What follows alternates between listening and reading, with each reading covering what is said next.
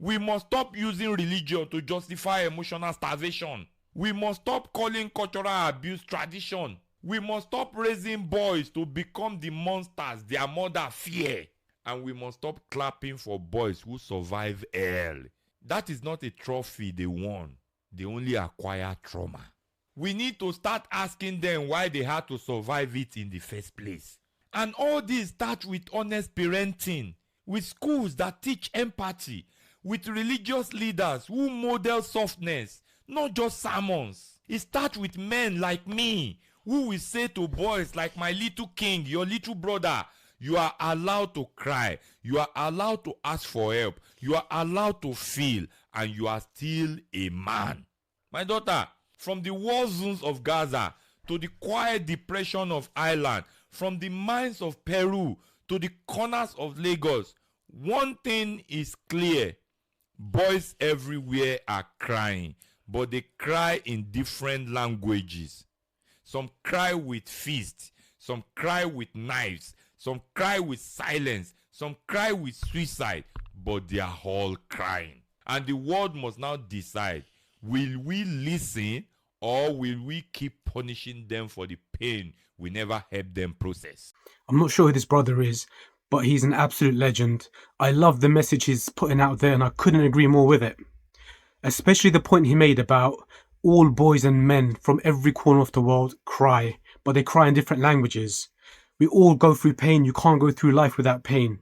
And this pain has to be expressed in some shape or form.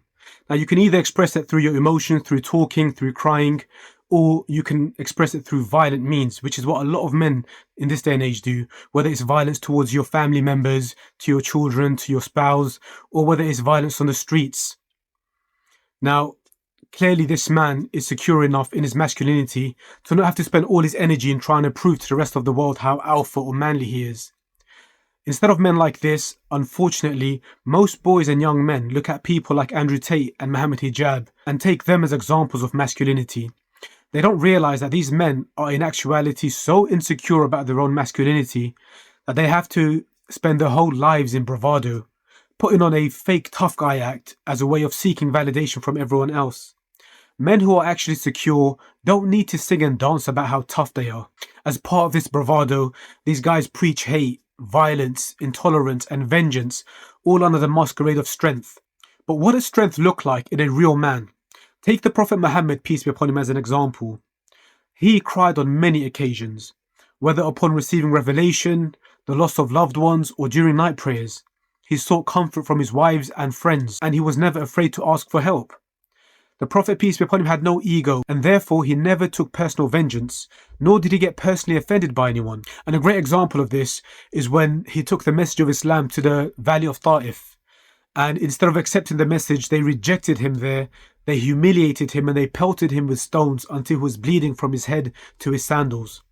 This was one of the most difficult periods of the Prophet's life, and he was distraught. So the angel Gabriel came to him and said, "If you want, I will crush the valley of Ta'if between the mountains." And was his response to get revenge? No.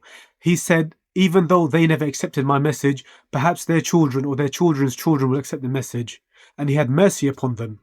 The Prophet, peace be upon him, said, "Do not seek war, though if it comes, remain steadfast." The Prophet, peace be upon him, famously said, "The best of you are those who are best to their wives, and I am the best among you to my wives." So that is what true strength and masculinity looks like. Now compare that to the fragile masculinity of the red pillars and dour bros today. You can't even disagree with them without offending them or triggering them. They spew hateful ideas and division, not just between Muslims and non-Muslims, but even within the Muslim community itself. And for some reason, they tend to feel really threatened by women who have views and opinions of their own.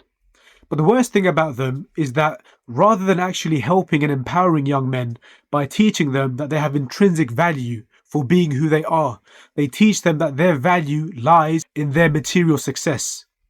Well, God doesn't place value on a man's success, but rather his heart and behavior. And these are the same toxic men that ironically go around preaching about ghira and protecting Muslim women, while they are the biggest cause of emotional and physical abuse towards Muslim women. So it's refreshing to see that there are men like this brother here who are putting out this positive message about what it truly means to be strong and to be a man.